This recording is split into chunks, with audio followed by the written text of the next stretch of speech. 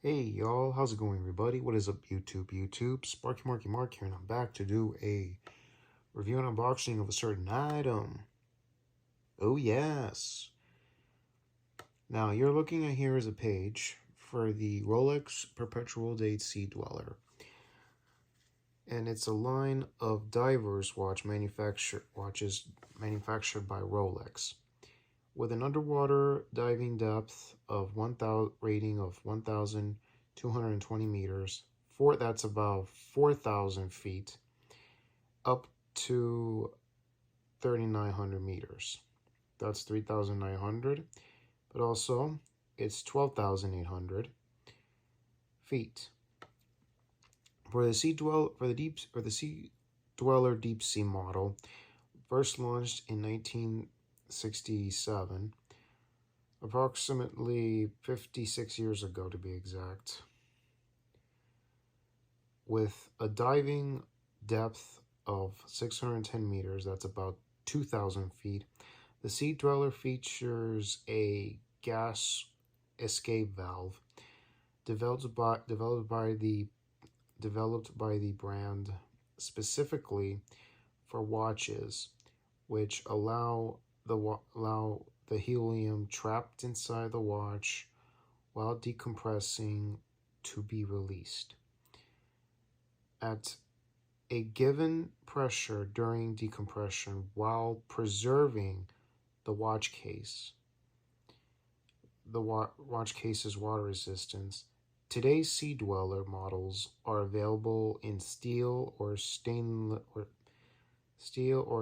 and yellow gold, steel or steel yellow gold, whichever of those, or the two-tone that is, and have a 43 millimeter case. The deep sea models comes in 44 millimeter case in steel, and is equipped with the brand patented ring lock, which was designed to prove a higher degree of pressure resistance. Wow, that's specifically what it's designed for. And if you look at the photos here, this is the original Sea Dweller, and that's 4,000 feet. It is, of course, the 1,220 meters. And this is the helium escape valve where it is. So when you're about to go up on the surface, you press that to release the gas. Because if you don't, then it's bye-bye. So yeah, that's very serious. And during the 60s, the needs of professional divers working at great lengths and great depths to lead a development first ultra water resist tool, great depths to lead a development of the first ultra water resistant tool watches, designed conducting safe diving operations at 300 meters, that's about 1,000 feet depths. Now, the Rolex Sea Dweller reference 1665 was developed in the second quarter of 1967, but became available to the world and the public only in 1971. The delay was probably caused by the issues obtaining the patent of the helium escape valve. The very first Sea Dweller models, the first Dweller models, made in April to June of 1967, did not feature helium escape valves. In late 1967, an archaeological diver by the name of T. Walker Lloyd approached Rolex for the idea of this valve, as watches used sternization. Correct me if I butchered it.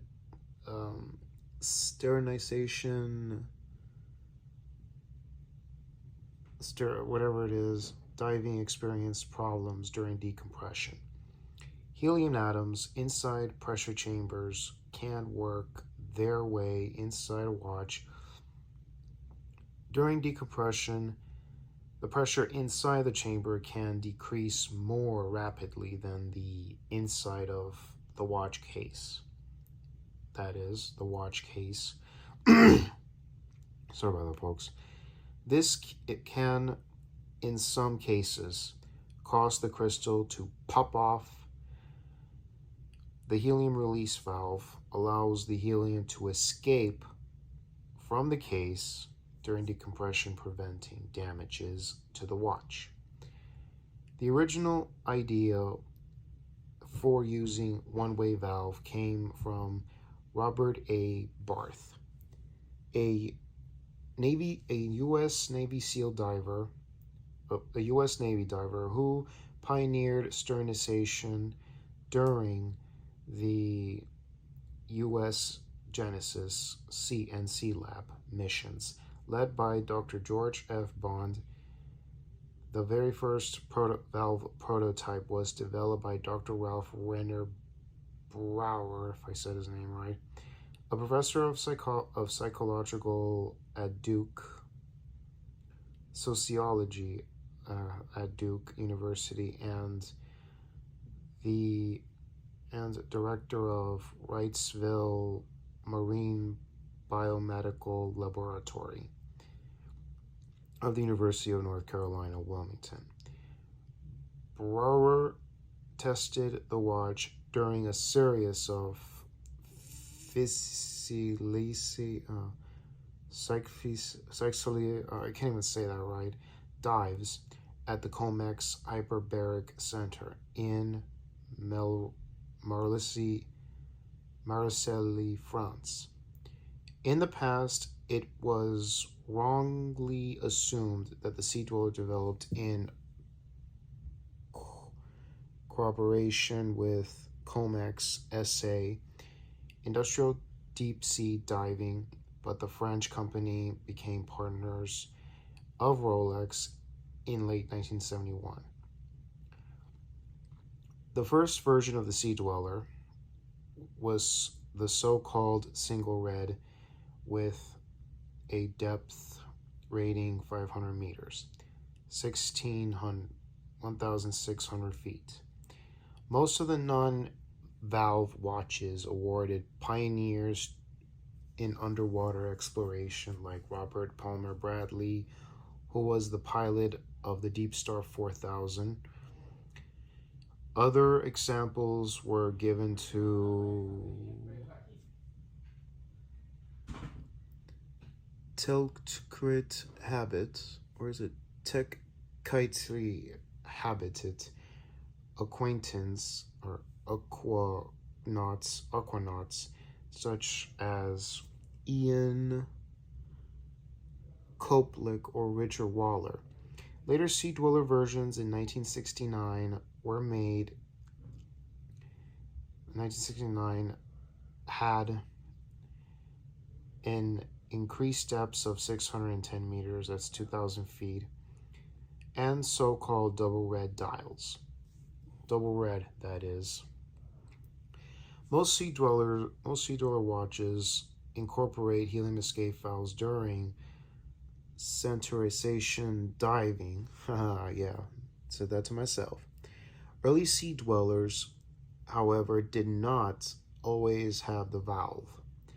Until 2017 introduction to the reference number 126600, Sea Dwellers were also distinguished by the absence of the date magnifier, the Cyclops. Present on other Rolex models as it was impossible to attach a Cyclops with ultraviolet UV light, curing adhesives of the top watch crystals. The pressure encountered in depths, in its test depths. The Sea Dweller diving watch range. That has been standard issue for the Comex divers since the late 70s, 1977, a decade after its original design. The Sea Dweller Submariner 2000 watches have the red text lines on the watch dial, which led to an unofficial double red distinguishing by the watch collectors. The Rolex Sea Dweller 2000 watch case has a diameter of 40 millimeters. That's about 1.57 inches millimeters. And thickness at 14.7 millimeters, 0.5 inches. That is. And for the Rolex Sea Dweller Submariner 2000 models were succeeded by the Rolex Oyster Perpetual Sea Dweller 4000 model, with an increased depth of 1,220 meters for 4,000 feet. The last Comex Sea Dweller 4000 Rolex reference 1660. This watch was issued to Comex divers in 1992, about 25 years after its debuted. We'll make it 21 years after it was available to the public, that is. So the watch case at 40 millimeters thickness and thickness 15.5 millimeters, crystal thickness 4 meters. The watch, the case and its bracelet weighed about 165 grams. That's 5.8 ounces. Unfortunately, this watch was discontinued in the late 2000s and 2008. So yeah. So here it is in 2008. This reference number 116660. So yeah, this is how it looked like back then. It had those letters, the original helium escape valve, plus ring lock system. That means you have to unlock the crown, take it out, and then you can rotate. So this is how it was. This one that I got introduced in 2008. So in 2014, Rolex reintroduced the Sea Dweller with the 116600 reference. This watch retained the historic 40 millimeter case size, but was updated with Cerochrome ceramic bezel, the new maxi dial bracelet. The bracelet was updated with the glide lock extension system. At Basel World Watch and Jewelry Show 2017 introduced the enlarged Sea Dweller model featuring a magnifier on the redesigned watch crystal, updated automatic movements of caliber 32-35. It is the reference number 126600. The Rolex Sea Dweller, that's the reference number that you just saw the first time I said it. Watch case diameter 40.0 millimeters, 1.69 inches, 3.0 millimeters larger than its previous generation predecessors of the Sea Dwellers. Several semi-custom production runs of the Sea Dweller Submariners 2000 and 4000 models were produced. That's approximately about 6,000 in existence so far at that time period during its production. With and without the helium escape valves, the watch differing the valves and differing watch dials patterns of the Comex SA company. These were sometimes also had differing Rolex reference numbers. Some of these non-standard Sea Dweller watches had Comex SA logos deceptated on the watch dials, which led to an unofficial Comex watch designation by collectors. These watches were either issued to Comex staff members or were given as business gifts. In 2019, wow, Rolex introduced the two-tone Sea Dweller with reference 126603.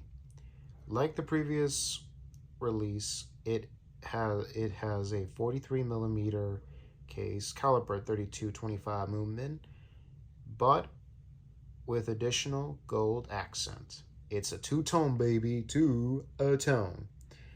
And the variation that we got introduced in 2008 during Basel World, and that model was the 1166, which is the photo you saw. Wow.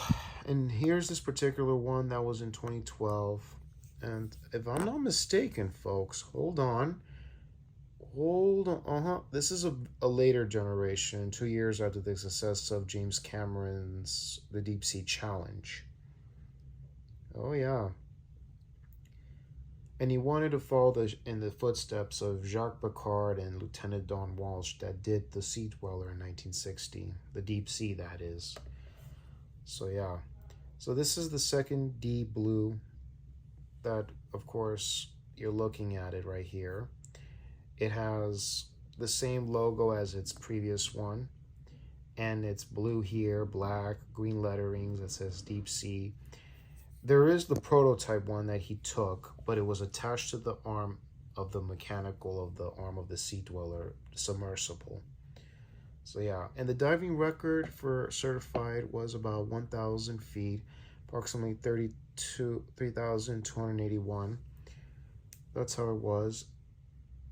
Is not solely I can't even say it, by the practical, or is it partial diving needs.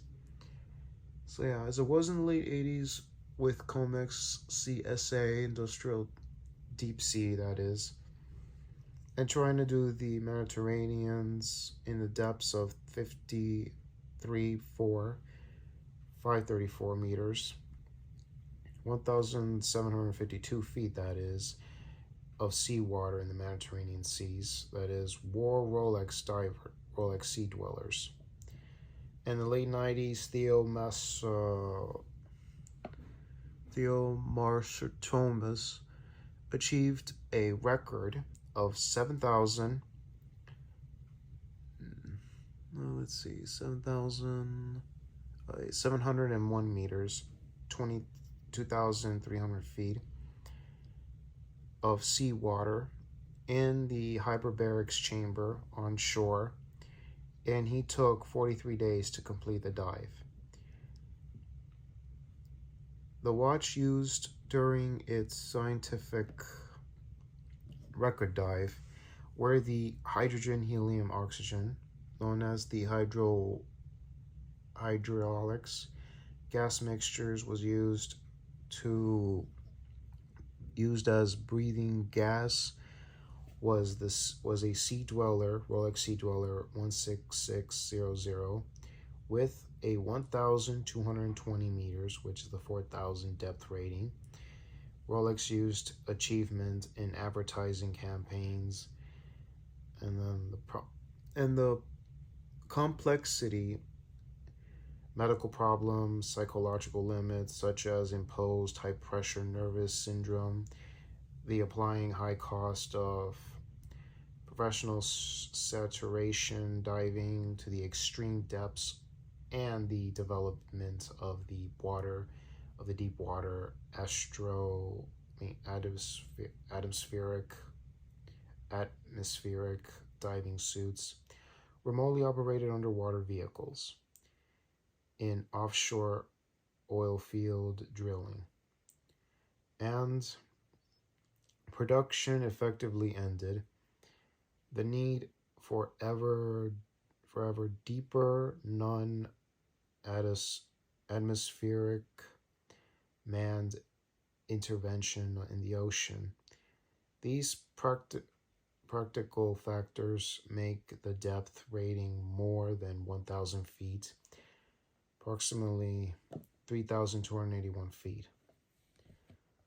So yeah, and this is where we heard about the name James Cameron. We already heard of James Cameron, a well-known filmmaker who directed good films. And yes, he's been a big explorer of the ocean, an activist of the ocean. And yes, you've heard of his work, like, say, Piranha 2, which doubtly he never mentions it, The Terminator, and then Aliens. With his success of Aliens, he finally got the Rolex that he always wanted. And then he did The Abyss, which was a short story he did back in high school or college. And then would later work in True Lies.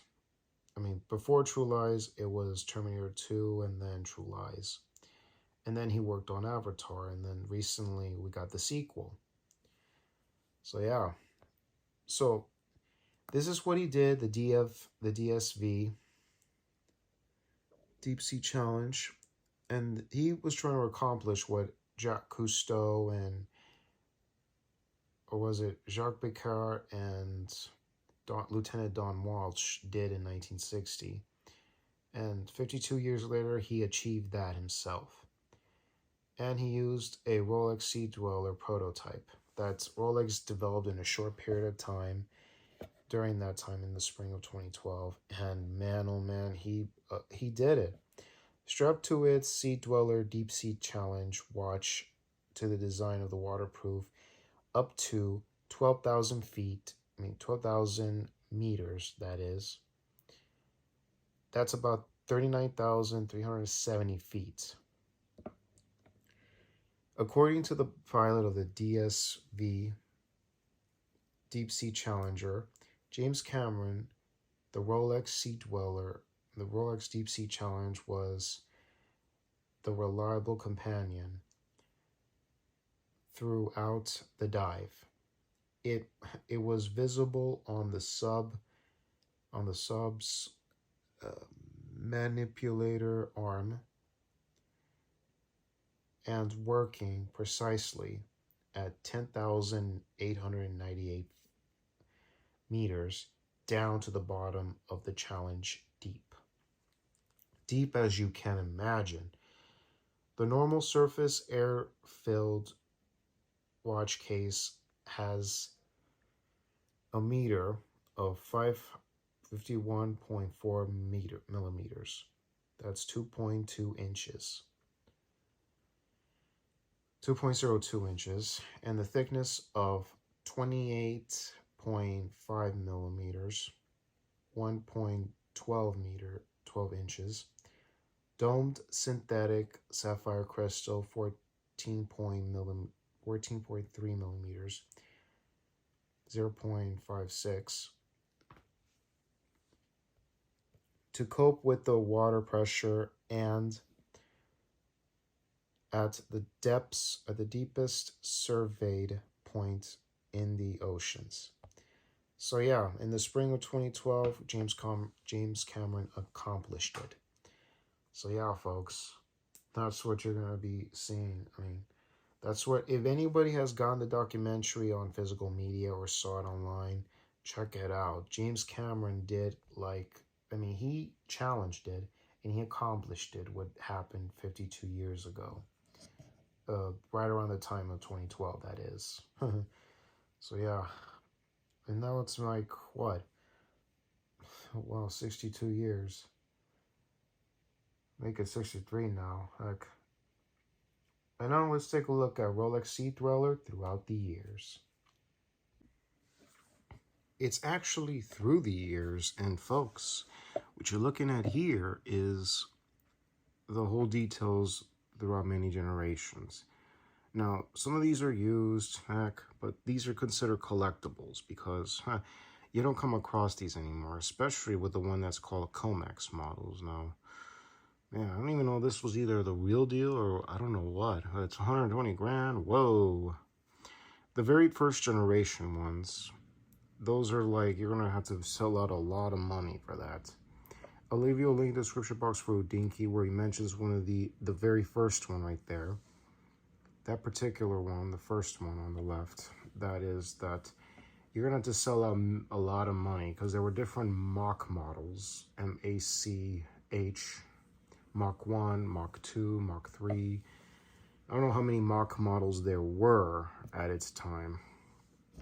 But all in all, this is how it is. And well, what do we have here, ladies and germs? Woo! This is the new baby right there, but I'll get to that in a second. And also you have it in 2 tones, which was 2019, and then what else? And this is they released this one for the first time in 2014, and then re-released it in 2017. Apparently nowadays those are considered collectabilities now, because it's a sought after. And of course, the Sea Dwellers were designed for one thing only: go to extreme depth. And depth, y'all. Go down the bottom.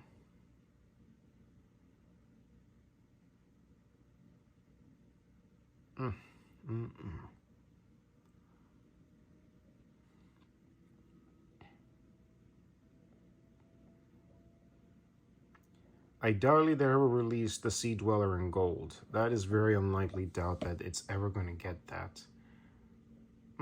Doubtedly. Here's the inside part for the Sea Dweller model. The James Cameron Sea Dweller, that is, for light and dark. Blue and black, that is. Well, look at this, folks. Now, if I could read this correctly, that's a mock-up model of the Titanic right there, folks. Well. Let's a little zoom. Let's check it out. And you can get whatever bands you like on these. Wow. But I'm not going to change it, the one I have. Now you have to go as further many years into the future with Rolex and Panerai many years in the 40s, and then somehow you got big crown Submariners in the 50s, and then onto the Crown Guards of late 50s and 60s and 70s and 80s, all the way up, and then the Sea Dweller as well, and then, look at that, folks. Is that what I think that is? Here it is. You're looking at it, and they went through extreme depths at the time. And these are, of course, this is the deep sea specials. I practically hated this. Like Resin, this guy that he talks to, the Talking Watches, this guy Resin. I forgot what his name. I'll leave you the link in the description box down below. He talks about that he doesn't like that dial. He doesn't like that model because it's the white dial. Because it's Smithsonian, that was the deepest it went. But this one is the one he got. And where's to acquire one of these prototypes of the deep seas? The deepest thing to go at the time was 10,350 feet. That's about 33,150 meters. All right, that's about 10,350 feet, if I'm reading it correctly. And the size of it is 47 millimeters, and that's the specification with the low dome version. This one went deeper than that, about 35,815 feet. And that's about 10,916 meters. That's in the Smithsonian, and that is the Treston submersible that these two watches were attached to. It was on the Marianas Trench. So, as I was saying about where does one require one of these to prototype deep seas, Resna said it was by accident, because he saw a photo of this in New York at a place called Christie's, and saw a photo of this watch, and he doesn't remember if he hovered or moonwalked, and can't believe this has come up. And how much was that back at the time in 2005? It was 350,000 Swiss francs, or 300 something Swiss francs, because in those 15 years, it was the exact same price of an Oyster Paul Newman, if you can believe that, folks. So yeah, those are considered collectibles, and all that stuff was, all the technology that was built into this model was withheld. And this came around the same time, the 6204, the 6205, the 620, the 6200s. Submariners were released at the time, and Rolex chose to withhold all this technology from their models. Really? So yeah, folks, that's what happened. So yeah, each of these dive watches have a big history. A very long one, folks. See if I could do my best to like look at each one of them. Let's be clear, this is a human, 1915. So, 1922, you got the metric model, only reaching about 33 feet, that's 10 meters. I believe this guy, what was his name? I forgot who were these people. Or, oh yeah, Rolex, and I don't even know if this was one of them, by a guy named John Flagler. I can't even say it right. It's too zoomed. And then here's in 1926, 4 years later, the Oyster version, and this one went to 33, the same thing as the first version was.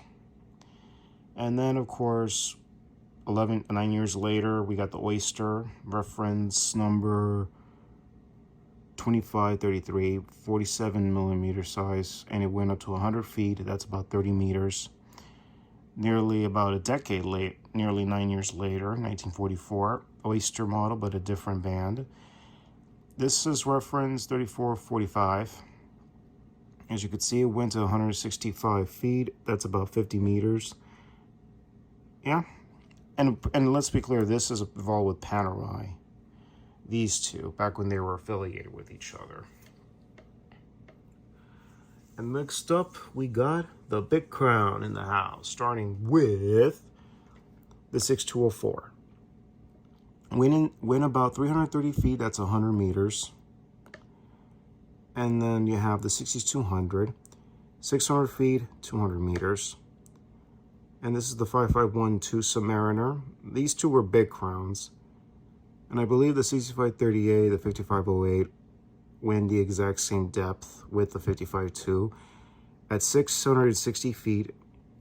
Same thing here, 660 feet or 600 feet. That's about 200 meters. 5513, which is the well-known version and good movements, went up to about, I take that back. These two were all these were 660 feet, 200 meters. And for Sea Dweller, now, going as much further as I can give, is that these particular ones went up to about 650 feet, which you already know that. Then there's the Comexes and other collaborations, all the mocking generations. That's, oh yeah, I can't even zoom in that much. But now with this new version that I'm about to tell you folks, hold on.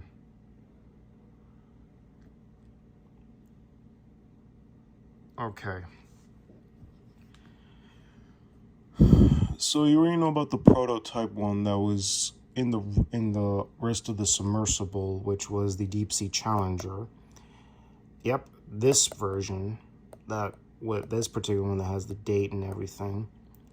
This one is 39,000. This one reached to the depth of 39,370 feet, approximately about 12,000 meters. And this was a big watch, about 51.4 millimeters. And yikes, yo, that went to extreme depths, folks. And this was only the prototype. Let's be clear, folks, because it never got distributed and got picked up. And then we got these variations. And let me be clear, 1967 was the year my dad was born. So yeah, that's what we got in the first place. Here's Rolex ads for the Sea Dweller models, for the Comexes in the early 70s of 1972. Ooh, here's a Deep Sea baby. This was like pre-Sea Dweller days. That's right, folks, pre-Sea Dwellers. but didn't have the official name yet. It was just called a Deep Sea Special. That's all it was. It says it right here. Read that carefully for a couple seconds or just pause the video. And they had to design. They had to do like design ideas. Here's a photo of it.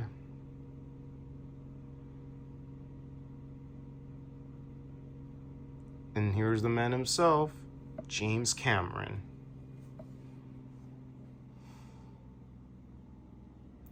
Apparently his Titanic was influenced that, yes, we all know that Spielberg and Hitchcock are also really important. But did they either direct Avatar? Hitchcock was dead by that point. Spielberg kicked ass. I mean, whips ass. Only Cameron directed Avatar. Apparently the first one was the highest at the time. Even Titanic, but apparently Avengers 4 Endgame came out and sank Titanic and Avatar to the bottom. So yeah. And he's been an advocate for the ocean. Here's Cameron in the 80s directing Aliens.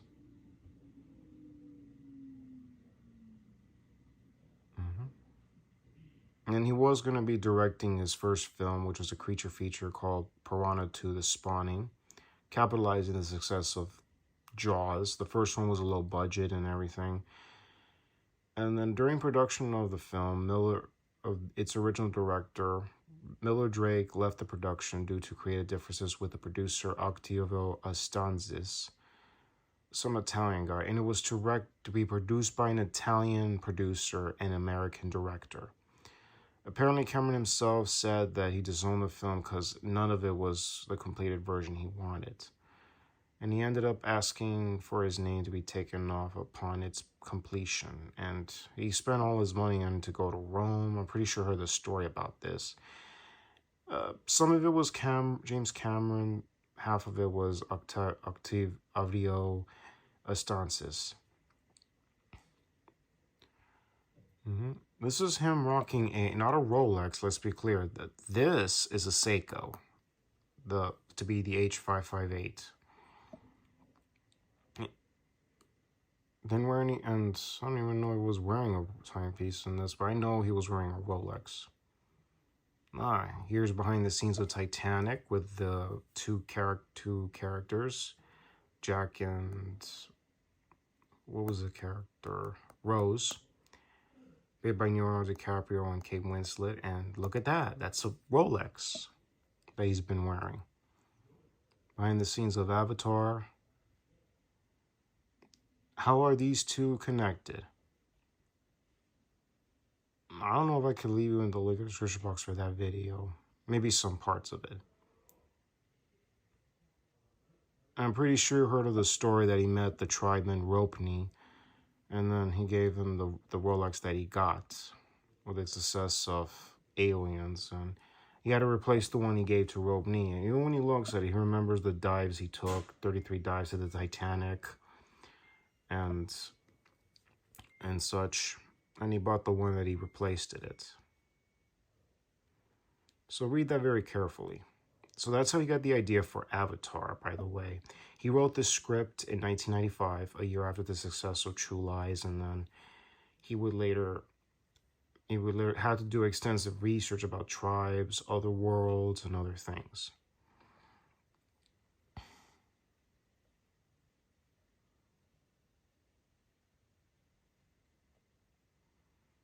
Okay, so I might be moving faster. Pause the video very carefully to understand the details here.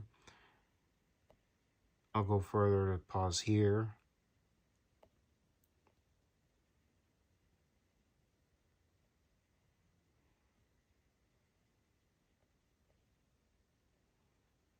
Okay.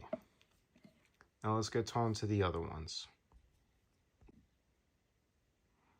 Alright, here is the double red Sea Dweller Submariner. This is the 2,000 feet version. Now, there have been various models. This was available to the public in 1971. We know the idea originated in 1967, the year my father was born. My father was 4 in 1971. My grandpa was in his late teens at the time, entering late teens, let's be clear. And this got very well known to the public in those days. And yep, it's the double red. And I don't know, there have been a lot of mock versions, like I said, but all in all, folks, these models, you're gonna have to like sell, you're gonna have to pay big bucks for that, since I don't know if it'd be rare to come across with this particular shape and such. So yeah, but Resna, who got interviewed by Talking Watches, has a one sea dweller that was, or a submariner that got beat up by John McKenna, I believe that was his name. And he took it to extreme depths, and apparently it's like seen better days. It was never repaired after that. So yeah, and he's been pursuing these kinds of watches. So like I said, I'll leave you a link in the description box for who did Talking Watches with Resna. Here's the ad from 1972.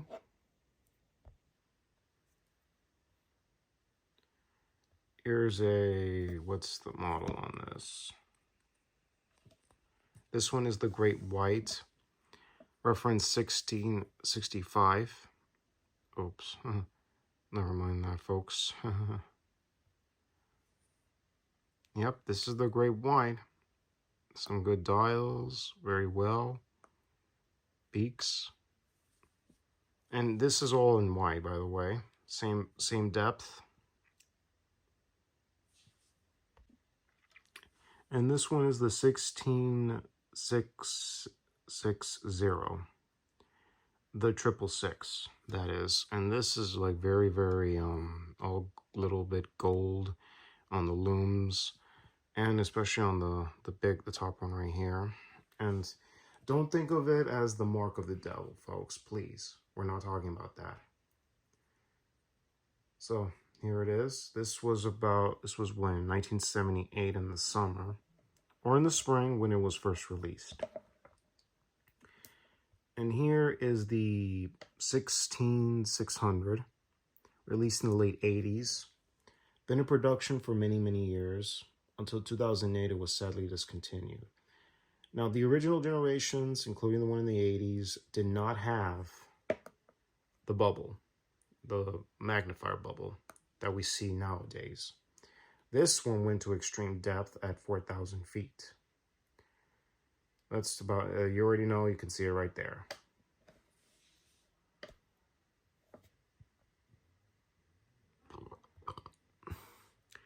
And here's a particular one, hold on, that was released many years later in 2014. This one, yes, 116600. Same exact detail, no crown, no bubbles, yes. And here is the Deep Sea Challenge that was only a prototype.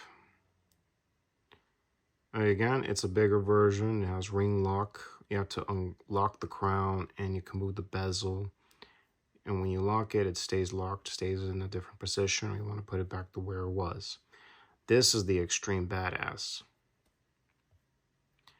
Here's what we got in 2017 in June 10th, and this was referenced 126600. That is. And yeah, 2017. Wow, I was about 26. What else? Guardians of the Galaxy 2 was released. Spider-Man No Way Home. Spider-Man Homecoming was released that year, and then Thor 3 Ragnarok. That was awesome. The first one and the third one were great. The sequel, black. I mean, blah. No, I wasn't big on that. And what else? Star Wars Episode 8 was out that time. Should have been well respected. They had multiple writers. And yeah, it celebrated its 50th anniversary to the world, and it has the red lettering, and it has a bubble right there, the magnifier bubble, to see the date. 2 years later, we got, and then around the same time, this is another version of it released. This is the Deep Sea Blue Sea Dweller, and this one is, you already saw it. It is the 666, the 12 126660, aka the James Cameron. This particular design was great. Everybody was pleased with, happy with, yes. But then, yeah, this was reincarnation about, what, 2 years after its original release, and that went out like pancakes, and then they re-released this model again. And those are like sought after. And let's be clear, is anybody a fan of James Cameron? Anybody like his movies? Anybody likes Avatar? Let me know in the description box down below. So you have top one for the ocean, and then going deep, which is black. 2 years later in March, we got this. And as you can hear me talk, and you're going to hear me say some details about that time period.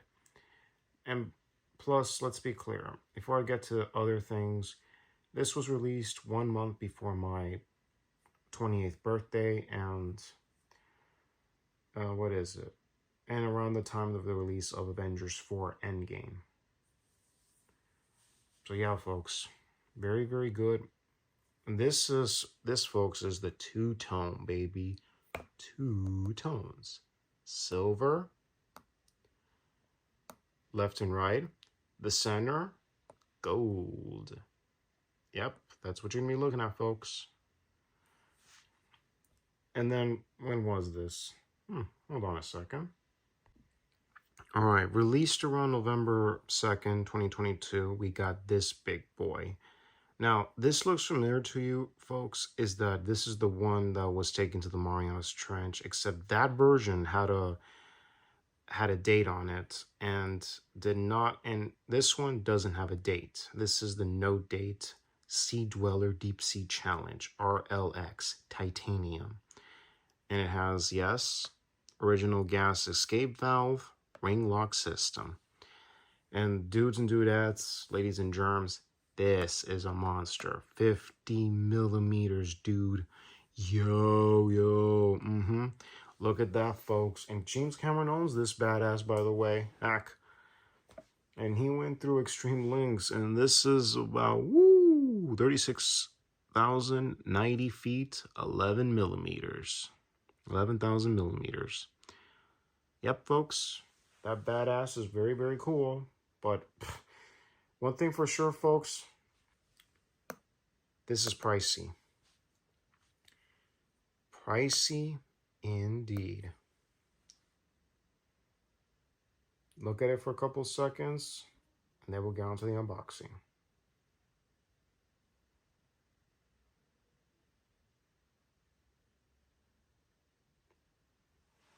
Alrighty, now let's get to the unboxing. Like now. Liking this vid so far?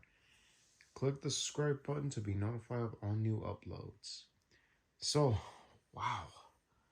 All that info out of the way, and what are you guys thinking about this so far? Alrighty. With all that out of the way, let's unbox this badass. Now, what is this badass all about? And, wow. Can't believe it.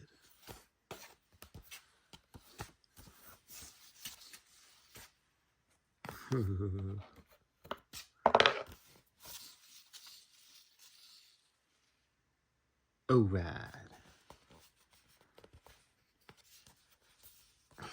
Man, it's slippery. Slippery, he says. You think Charlie cares about slippery?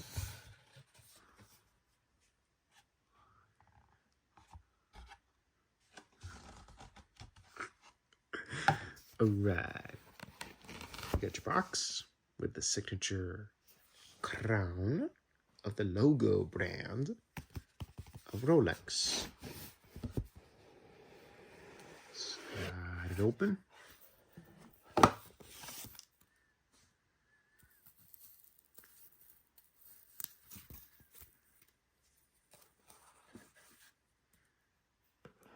Here it is, like any other brand.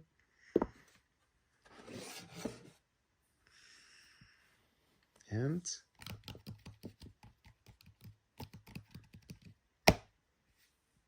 open it up. Oh, Majesty. Majesty.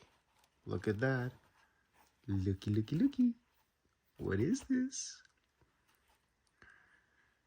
It's the Sea Dweller. And let's see what it has, y'all. What is it? Oh, I don't believe it has the card or anything. I know I have it in here. Oh, what the heck. So it's the Sea Dweller, folks, the 1290. And let's be clear, it's astounding. Very astounding indeed. Hmm?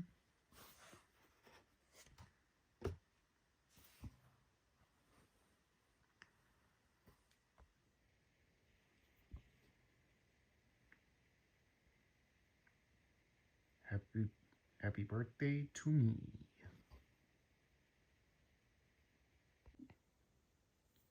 So, folks, this particular model is the 126603. And it's a two-tone version, which you're looking at here. Yellow letterings, yellow numbers, gold characters, but basic around. In the center, the gold tone. Left and right, silver. Stainless steel. It's a two-tone, baby. Two-tone. That's what you're looking at, folks. And gold, a crown. That's right, folks. This is it. 43 millimeters, baby. 43 millimeters in the house. Yo, yo, yo. So, yeah, released in March 20th, 2019. So, yeah, and it was around the time, the release of Captain Marvel, but also during the time of March, which presumably I believe it was a day in March 19 of that year, we lost makeup effects artist and film director John Carl Buechler. If anybody knows who John Carl Buechler was, he was a makeup effects artist, and he was the gentleman behind Friday the 13th Part 7. He did makeup effects for a movie called Prison, which was directed by Rennie Harlan. And Kane Hodder was involved in the film, yes. And what else did he do? He did Ghoulies 3, Ghoulies Go to College in 1991. Before that, he directed Friday the 13th Part 7, The New Blood, which had Kane Hodder portraying the villain Jason Voorhees. And he's pals with Kane Hodder, by the way, in real life. And what else? He later did other works for Roger Corman and other independent studios on Empire Days, Full Moon, and in fact worked on giant creature features, low budget creature feature, big budget creature features, and he would later be involved in the Carnosaur trilogy. And his shop, Magical Media Industries, did the effects for those films and created numerous monsters for other sci-fi action horror thrillers. So yeah, folks. So, God rest his soul, by the way. It was only 66. That year he would have been 67.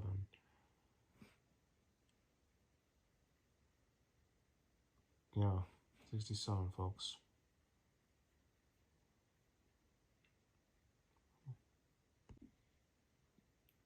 As of this year, and approximately about 5 months from now, around the summer, John Carl Buechler would have been about 71 this year. So yeah, he passed on due to complications from prostate cancer. So yeah, if you've been following the links down below, I left the GoFundMe page for Mr. Buechler's funeral. It's really a shame. He was a great guy. I never got a chance to meet the dude. But he was a great makeup effects artist and film director. Yeah, a good film director. But anyways, let's get on with this watch. Oh, let me put this back, folks. This is how the design is. And let's take a little look at how it was done. I'm pretty sure you heard me talk about the in-depth parts that revolved around, say, the helium escape valve, which was specifically designed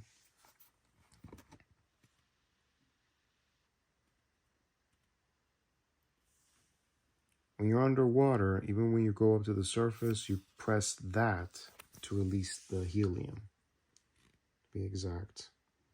You don't, it'll pop the crystal, which they have done tests prior to that.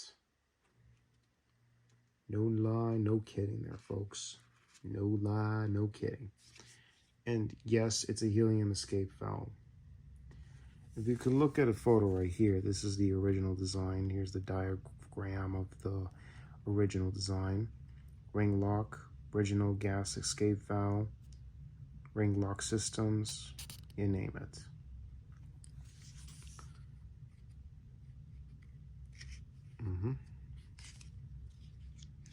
I mean, admire this, folks. It's a good timepiece. Best timepiece ever made. Uniqueness. Let's give a quick look.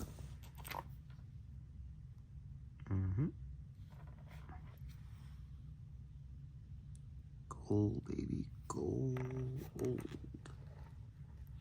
That's what you're looking at, folks. Oh, yeah.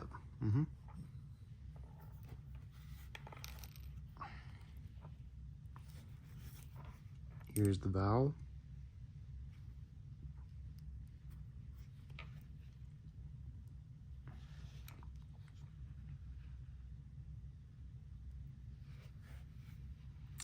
Am I showing this and this? In a moment, I'm going to be showing to you how it looks right out of the plastic. But I got it right out of the plastic, so I got to be extreme careful with this.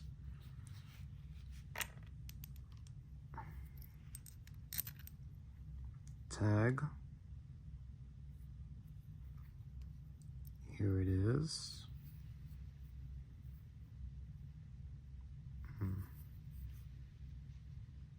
Rolex SA Geneva.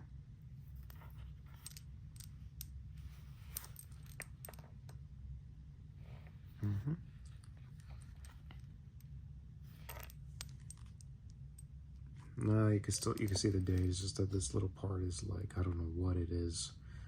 Maybe just leaving it there. Just leaving it there at least.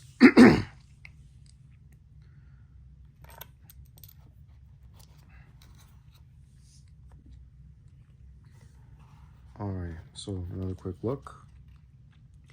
From a perspective, it may look like a Submariner.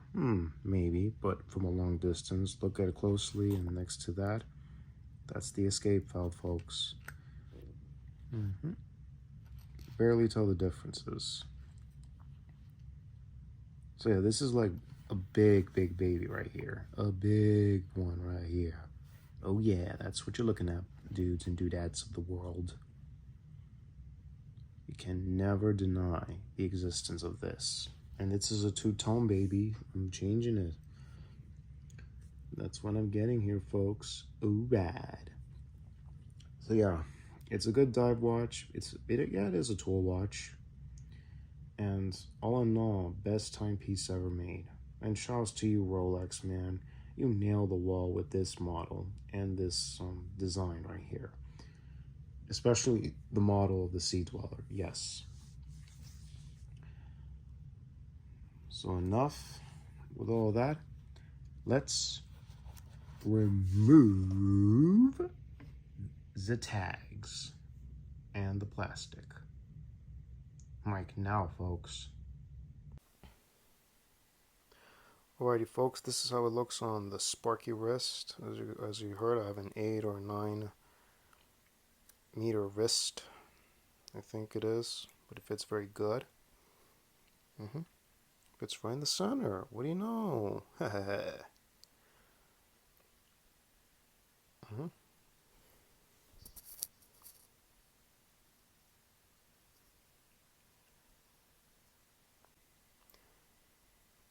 But also, folks, I'll leave you a link in the description box down below about the Sea Dweller from various models going back It was originated in 1967, but it wasn't available to the public about 4 years later in 1971 in the summer, as you may have heard in what I read so far. I'll leave you to Talking Watches with Eric Wind and of Houdinki, talking about various designs of the Sea Dweller. But also, I'm going to show you pictures of what I got so far. And of course, last year we've got a bigger Sea Dweller, but it doesn't have a date or a Cyclops whatsoever. It doesn't have a Cyclops, it doesn't have a date. But it's a 50 meters and it's a monster of a watch. Definitely a monster. So yeah, folks, looks good, huh? Like I said, I have an 8 or a 9 size wrist. Fits right in the center. I'll leave you links to other videos down below. So y'all, enough chit chat. Let's do the music to represent 2019.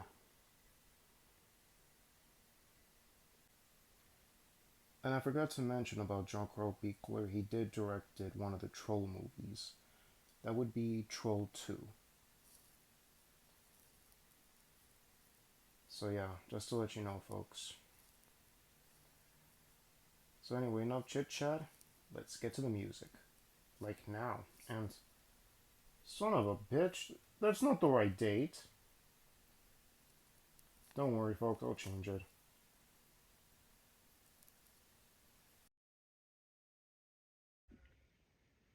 Alrighty, folks, with all that information out of the way, let's play a music from 2019. And this is from DJ Mustard with MIGOs. MIGOS means Migos with the hit song Pure Water. Enjoy, folks.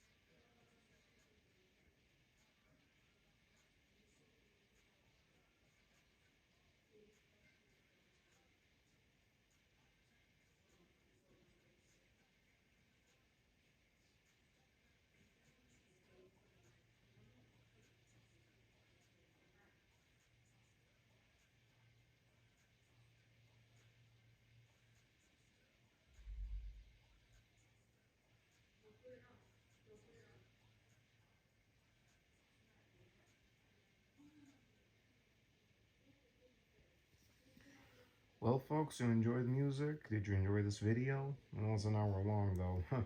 But it's in-depth history to know to understand about what's the Sea Dweller all about. So I'm pretty sure you heard other people's stories, or any of you young BUCKSs are interested. I'll leave your links in the description box down below. So yeah, and any rich collectors that would collect any Rolexes, the diving watch models with the more extreme depths one, more to the extreme, to the max, whatever. So yeah, I'll leave you a link to the description box down below. So let's give a shout out to the watch collectors, the physical media collectors, the toy collectors, all you collectors out there. And all you young BUCKSs, young bucks, and also for anyone else that watches YouTube videos, click on the bell, the subscribe button to be notified of all new uploads. And plus, I'm in the community, folks. I'm in the YouTube community, and I often post links and other things, especially times for which video is about to pop up. So yeah, keep an eye on that, folks, and keep an eye on my channel for anything. So anyways, y'all, this is Sparky Marky Mark signing off, y'all. Take care, God bless you. Happy birthday to me, and enjoy Sunday, y'all. Hear you, and see you on the next vid. Later, y'all. Gotta go.